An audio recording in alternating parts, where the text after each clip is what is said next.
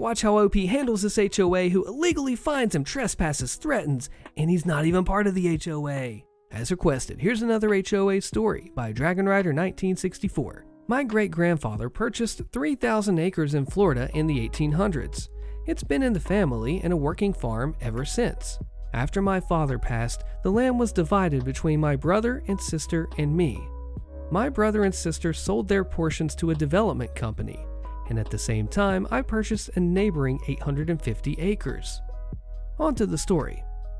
After the development company built up the area with single-family homes, they transferred control to a new HOA, which became officially registered in 2016.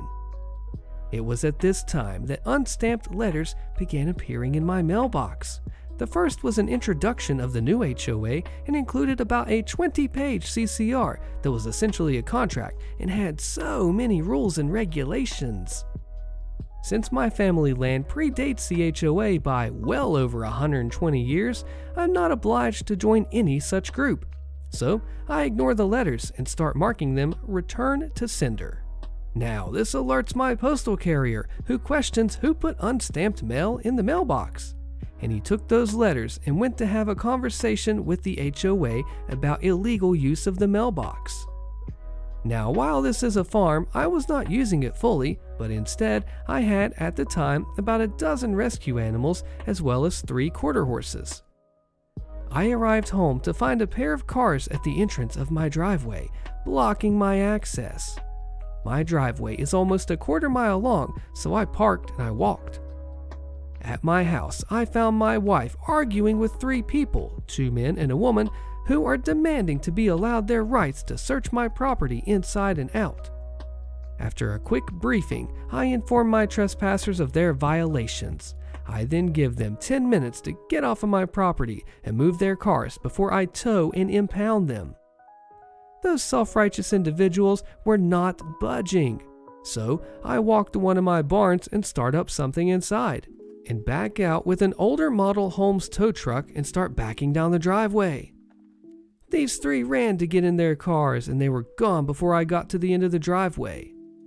Now this would be nice if it ended there, but then it wouldn't be much of a story.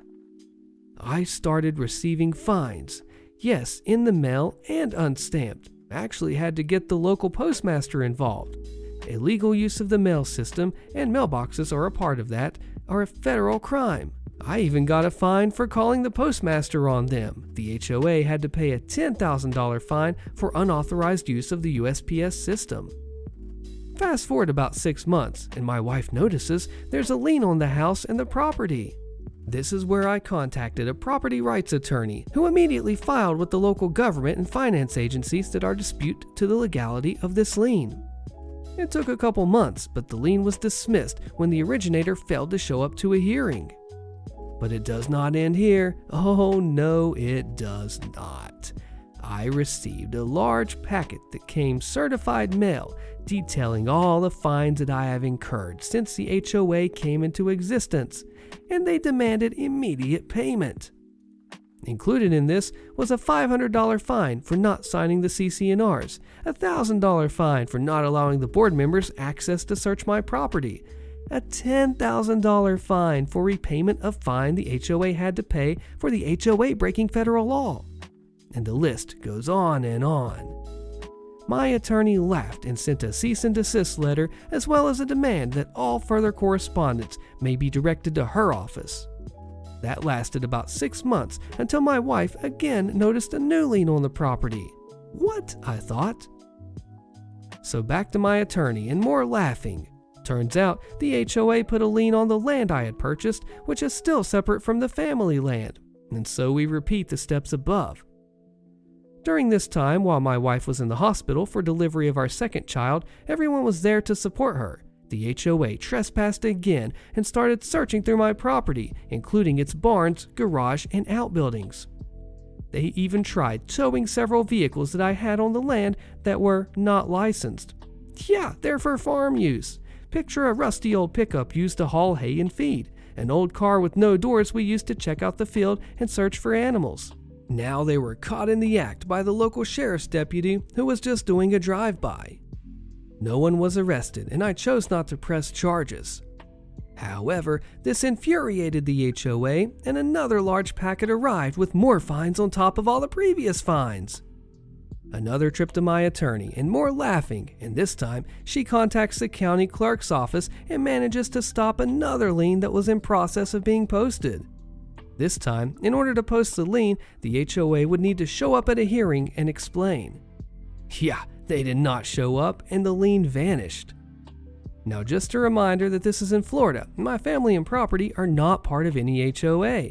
How would you deal with this insanity? They really crossed the line, didn't they? Old guy swipes my shopping cart with his Prius, expects to trade vehicle insurance, posted by Calidus. I'm still shaking my head over this. It happened several months ago.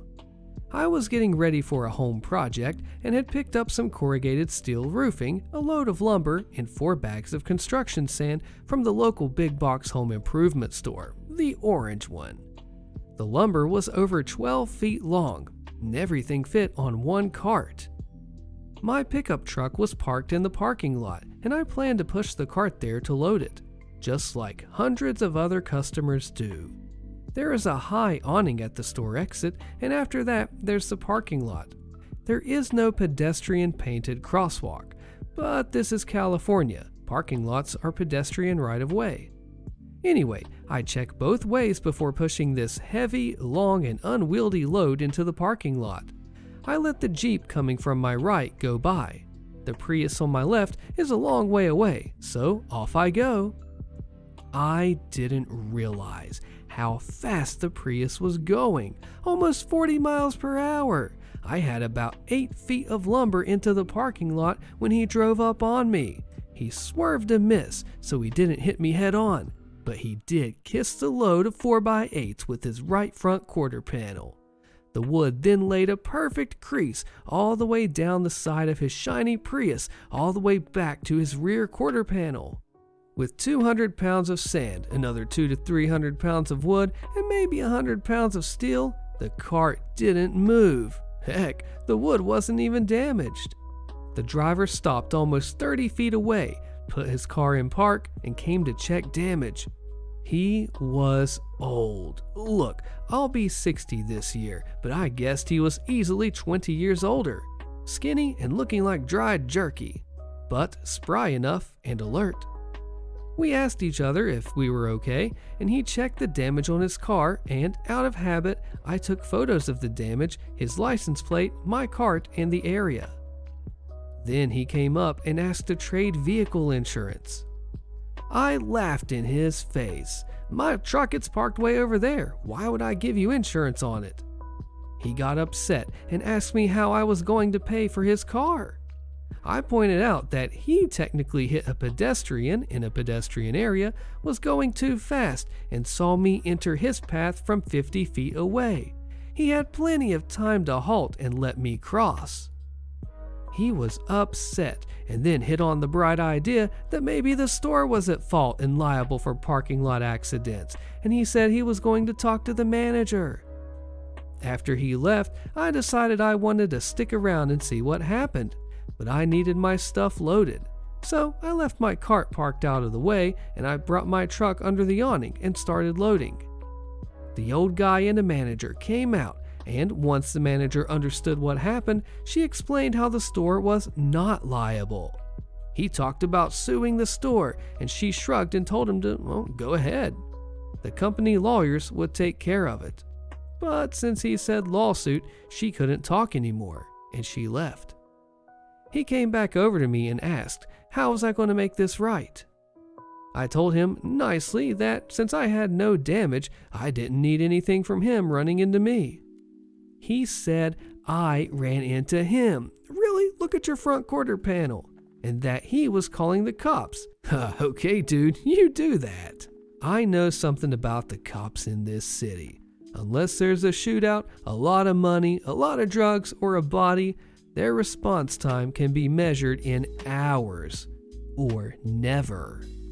So I went back and finished loading my truck, and then I got in and sat in the AC to cool off. Finally, I wrote my name on a paper and my telephone number. I gave it to the guy and told him to give it to the cops when they arrived. And then I left.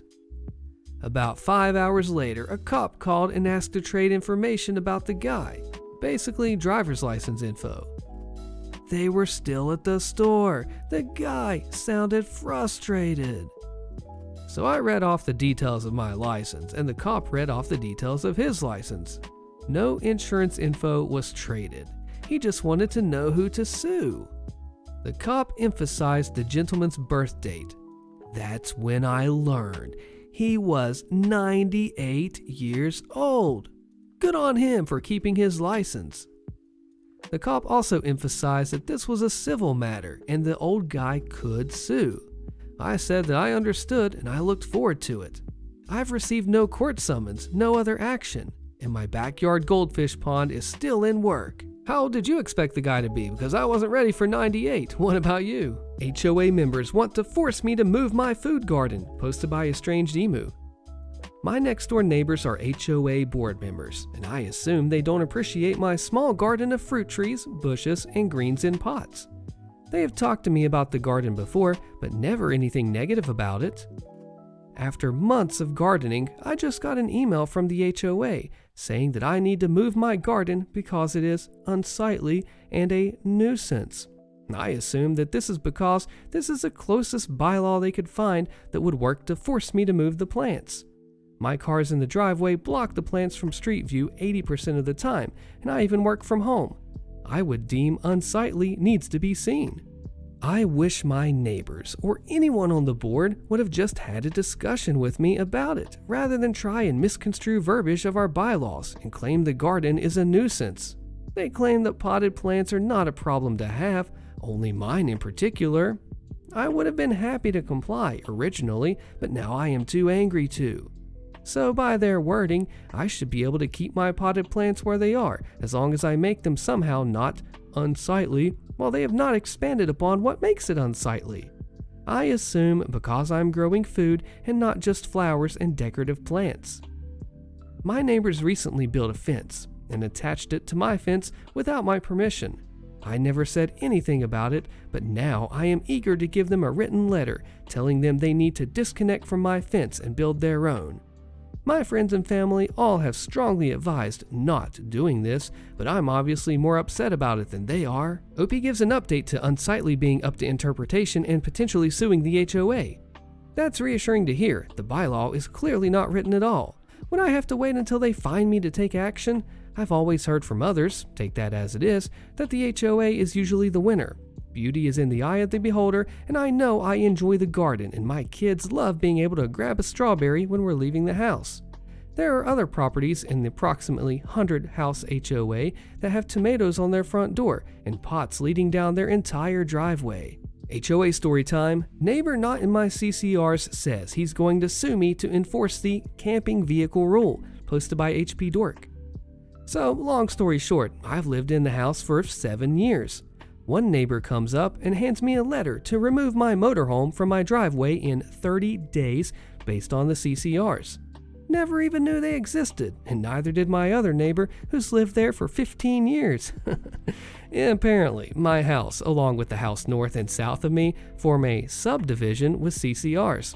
I found the paperwork, and the original, hugely vague CCRs do mention no camping vehicles are allowed in the subdivision unless loading or unloading.